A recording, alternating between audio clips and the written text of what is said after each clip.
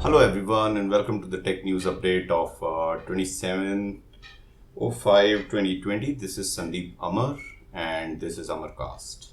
Now the first news which comes up is caller identification app Truecaller has denied the data breach which was reported for India, and data breach was found on the dark web, and database consisting of personal details of 4.75 crore Indians appeared on the dark web, and it was sold for $1,000.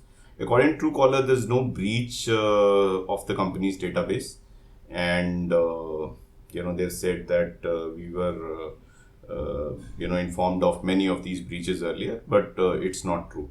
But American cyber intelligence firm Cyber INC has kind of released the information about the data leak, and this data leak has been constantly happening for various firms, and the firms have been denying it. And since it is dark web and one cannot actually substantiate data, so it's very difficult to ascertain. But data leaks are definitely happening. So whenever you're putting your data anywhere, and if you sign up for more and more apps and put more information over there, we all are running a privacy risk. So let's be careful. Let's not sign up for everything and put our data everywhere, because then at some level a lot of these apps and sites are vulnerable to data thefts and then data leaks.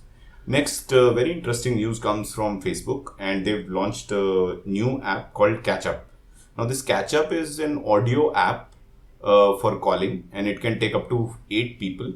So, it's an app wherein only an audio call can happen up to 8 people, and group chat is also available. It is a little bit on the lines of house party, wherein you can see who all is available, and you can talk to people by setting status in the app. But it's very interesting because it is voice only, and I think it kind of makes sense even for not just for friends and family, but even for I think small quick office conference calls, in my view. And these conference calls can be done very well on Catch Up. So I've not used it, but I look forward to using it very soon. The next news is Byju's have claimed that they have achieved a 2x jump in their revenues in last financial year. So the Bangalore-based edtech company has said that they've clocked 1,306 crores in operating revenue, and they have kind of achieved the target which they are set out to achieve. And the co-founder Divya Gokulnath has said that we've met our revenue target of 2,800 crores. This has happened even when our consumer who are students and consumers and purchasers are different. I mean, the purchase decision is taken by parents, is what she's trying to say. So I think some of it is great, but when I've seen Byju's, I think they're just doing great. But I still feel as the time progresses, live classes is going to be more prevalent than the VOD classes, which is the model of Byju's. And at some level, I think Byju's, although they're doing very well, and I think they're doing very well primarily because of the marketing machinery and the marketing monies they've put in. So I don't know what kind of numbers they're running in terms of operating profits or EBIT negative, positive, at what level. But one thing's for sure that it's changing a lot. The edtech space is now big. It's huge after the lockdown, and the way the education is going to be in post-COVID scenario. The online education is going to be huge. But I kind of feel that the live classes are going to be the flavor, and not the VOD, which is the base of Byju's. And at some level, live plus VOD could be a great thing. But as of now, I think Byju's mostly is based on the VOD with tab, with SD card kind of plans. And I think Byju's is still little expensive. And I think much more economical competition will come soon, which will give live plus VOD. And they can really give a tough competition to Byju's. Next news comes, it's actually not a news, it's a good analysis piece on Entrackr, and I really like it. And I like it from the fact that, we keep thinking of, we keep hearing about these big guns like Flipkart and Byju's and Ola and Uber. And somehow there are a lot of companies who are other than these companies, who are quieter and, making good profits and creating good value, and they're cash positive, and they've been darlings of the investors. So one such company is Pine Labs, which is the point of sale device firm. And the article actually analyzes how Sequoia Capital has massively benefited by investing in this firm since 2009. And they've kind of cashed in nearly $181 million via multiple secondary transactions. And the three co-founders have also made good money over time.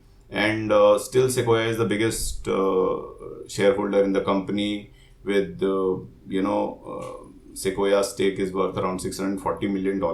It's a very good piece, and I think it's a great example of you don't have to be that great that sky high PR kind of company where your interviews are getting printed in ET every week. So there are many companies who are doing very well and making profits. And actually, businesses are reaching logical conclusions and investors are making a lot of money. Next news comes from Ola Money, and they've raised around 205 crores from Matrix Partners and others. The others are Gemini Investments LP, Arun Sarin's family office, and Alpha Wave Holdings. So, it's amazing to see these guys raise money at this point in time. But like I said yesterday about the money raise of AWFIS, I think some of this money raise is a little bit of a contingent raise rather than a growth raise. Because right now, the situation is not good, and I've not seen Ola Money having much more benefit over being used in the Ola cab itself, which is under tremendous pressure and going through layoffs and the other things. And I think that is why the company has not given any official comment on this fundraise. So basically, I think these fundraises are contingent fundraises to save the companies and kind of sail through these difficult periods rather than to grow.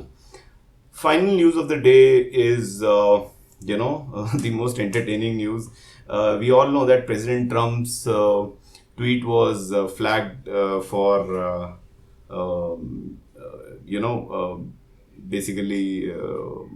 fact check. So there was a fact check label put on his tweet, and as expected, he has gone ballistic. He's challenged all the social media, and he said that big action to follow in terms of he's threatened Twitter. So one at least feels Trump is not short of entertainment, if not anything else. And I think the fact check label put on his tweet was kind of the first and was also expected, because he's been putting a lot of tweets over time which really lack any substance or any fact check. And finally it happened, and he's absolutely ballistic about it. So here's a Washington Post story, and I think more entertainment will follow this. So thank you for joining me today. I'll join you again tomorrow on 28th May 2020. Thank you. Goodbye.